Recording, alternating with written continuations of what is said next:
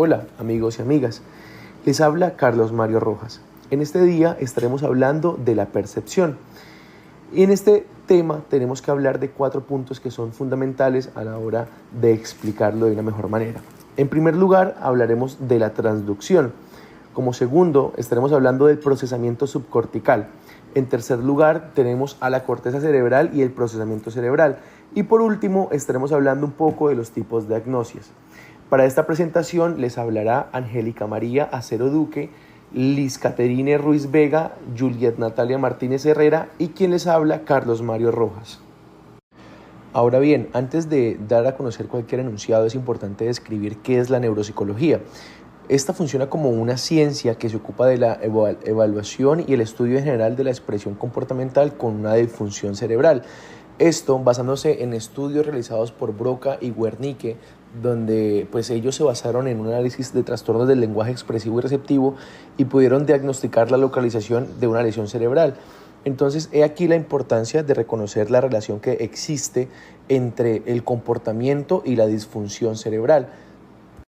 La transducción sensorial es el proceso de transformación de los diversos tipos de energía en impulsos nerviosos llevado a cabo por los receptores sensoriales. Cada receptor sensorial puede responder a un estrecho rango de valores de un tipo específico de energía, que es lo que se denomina estímulos adecuados para cada receptor. Lo primero que se debe tener en cuenta es que el receptor sensorial puede ser una célula no neuronal especializada o una neurona sensorial. Tanto si la estimulación sensorial incide directamente sobre una célula no neuronal especializada como si lo hace sobre una neurona sensorial, el efecto de la estimulación generará una modificación del potencial eléctrico similar al que sucede en las neuronas postsinápticas como en las presinápticas que libera el neurotransmisor. Por ejemplo, en el caso del sistema visual, la estimulación de los fotorreceptores provoca una modificación en la frecuencia del disparo de las células ganglionares de la retina. Estas células se encuentran constantemente activas. El procesamiento subcortical, a partir de que diferentes tipos de energía del medio en el que nos movemos activan los receptores sensoriales y esto genera cambios en los potenciales de acción de las neuronas sensoriales, la información será enviada al sistema nervioso central a través de los nervios craneales y espinales. Por ejemplo, en el caso de la transmisión de la información táctil de nuestro brazo, el soma de la neurona sensorial se encuentra ubicado en el ganglio de la raíz dorsal y envía su axón a la médula espinal. Este sube por las columnas blancas dorsales y establece sinapsis con una segunda neurona a nivel del bulbo raquídeo. El axón de esta segunda neurona cruza hacia el lado contralateral del cuerpo estableciendo contacto con una neurona talámica. En el caso del sistema visual, las células ganglionares de la retina envían su axón a través del nervio óptico para alcanzar el núcleo genticulado lateral del tálamo. En el caso del procesamiento de la información auditiva, la información proveniente del nervio auditivo llega a los núcleos cocleares del bulbo raquídeo y transcurre por varias vías paralelas, terminando en el núcleo geniculado medial del tálamo. La información del gusto es enviada a través de 3 nervios craneales hasta el núcleo del tracto solitario para alcanzar las neuronas del núcleo ventral postemedial del tálamo, del hipotálamo lateral y de la amígdala. La excepción del esquema la constituye el sistema olfatorio, ya que el resto de sistemas sensoriales pasan primero por el tálamo antes de alcanzar la corteza. En el caso del sistema olfatorio, los axones de las células receptoras establecen contacto con los penachos dendríticos apicales de las células mitrales y las prolongaciones de las células periglomulares en el interior de los glomérulos. Los axones de las células mitrales alcanzan diferentes regiones cerebrales a través de los tractos olfatorios.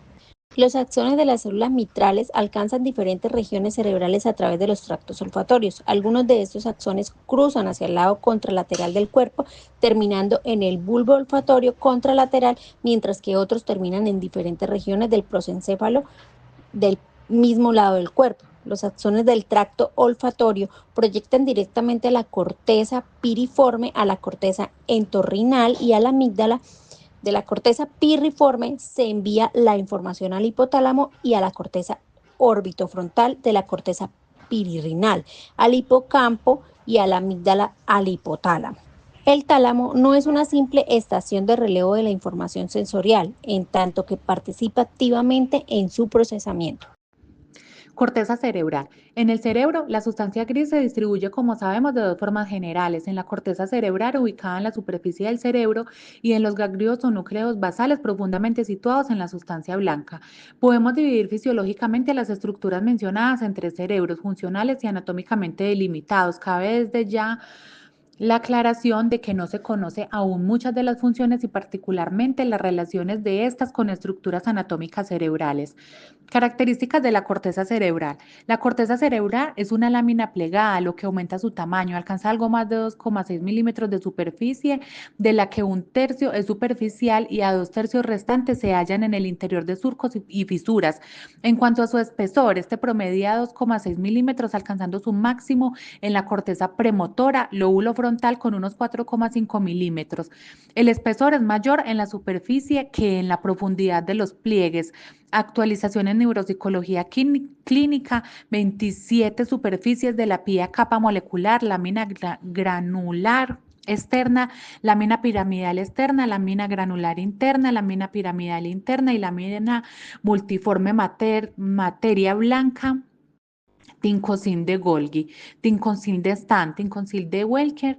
Y desarrollo fisiológico de la corteza cerebral alcanza en el hombre su mayor complejidad. En este sentido, es nuestra especie en la que el cerebro alcanza el mayor tamaño en relación al peso corporal. Esta relación peso cerebral, peso corporal guarda, según varios autores, una proporción directa con la edad filogenética de la especie en cuestión. Se calcula que para un cerebro adulto de aproximadamente 1.400 gramos corresponde a la corteza cerebral del total de la superficie de la corteza cerebral. Aproximadamente un 95% corresponde a la llamada neocorteza dorsal. El resto corresponde en forma más o menos proporcional a las ayocortezas, arquicortes, palecortes, mesocortes, y se considera el lóbulo límbico como integrante del ayocortes.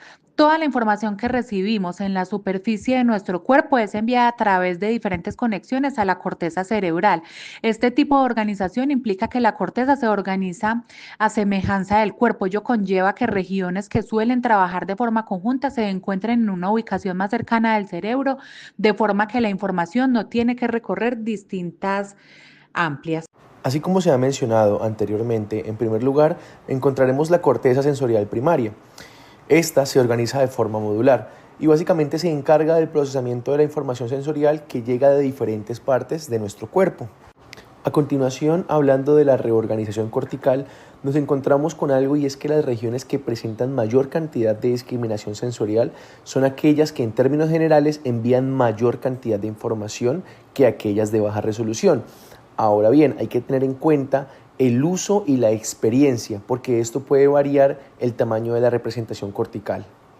Como tercer punto, y no menos importante, hablaremos de la corteza de asociación, la cual está claramente diferenciada en dos áreas. La primera, de asociación unimodal, y la segunda, de asociación multimodal o heteromodal. Entonces, como primero, el área de asociación unimodal se encuentra unido a las áreas sensoriales primarias. Estas se llevan a cabo un procesamiento un poco más complejo, ¿sí? Y pues integran normalmente diferentes características del estímulo, por ejemplo el color, el brillo, la forma, etc. Esto en el sistema visual, pero también asimismo lo encontramos en el sistema auditivo. Ahora bien, las neuronas en el área de asociación multimodal responden a múltiples modalidades sensoriales y modifican su respuesta en base a diferentes circunstancias. Estas básicamente recogen información de otras modalidades sensoriales o de otras regiones, como lo pueden ser, por ejemplo, la atención y la memoria. La agnosia es una alteración en la capacidad para reconocer un estímulo previamente aprendido que se produce como consecuencia de una lesión o una disfunción cerebral, en ausencia de alteraciones cognitivas global y sin que esa alteración pueda explicarse por una afectación de las áreas sensoriales primarias o de las vías sensoriales periféricas.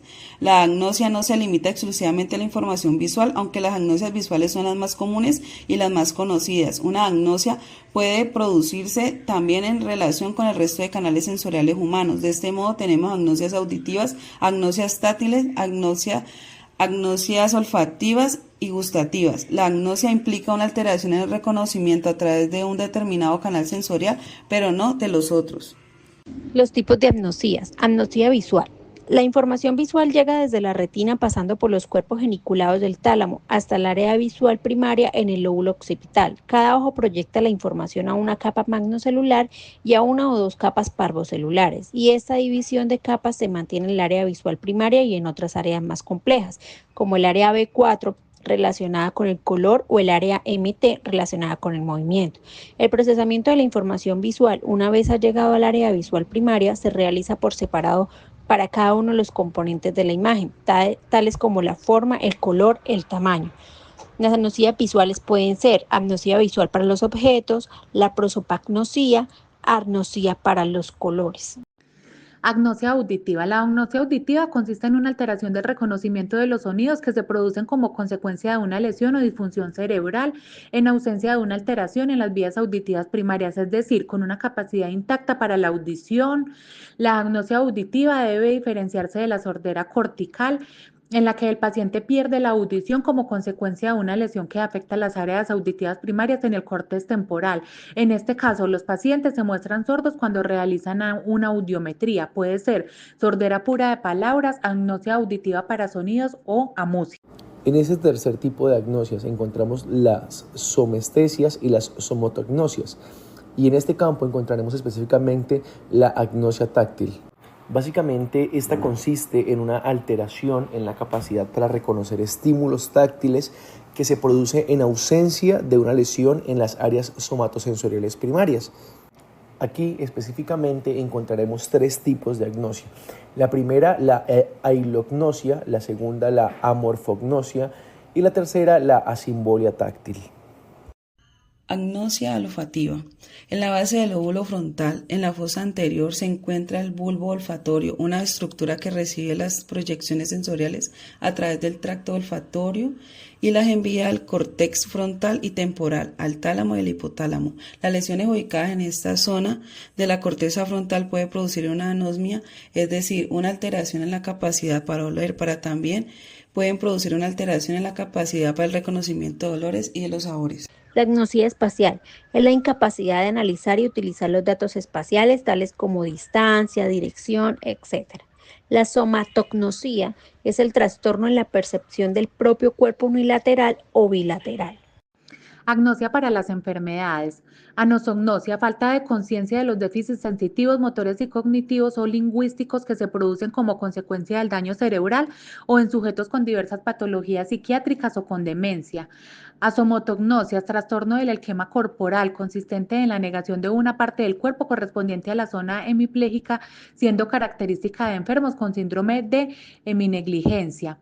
Anosodioforia, falta de suficiente conciencia de la enfermedad neurológica, aunque el paciente no llega a negar su existencia, por lo que se le denomina la bella indiferencia, ya que junto a su conciencia insuficiente del problema no existen trastornos físicos. Misoplegia consiste en la exacerbación del sentimiento de enfermedad neurológica y se caracteriza por respuestas de odio o rechazo hacia el miembro paralizado.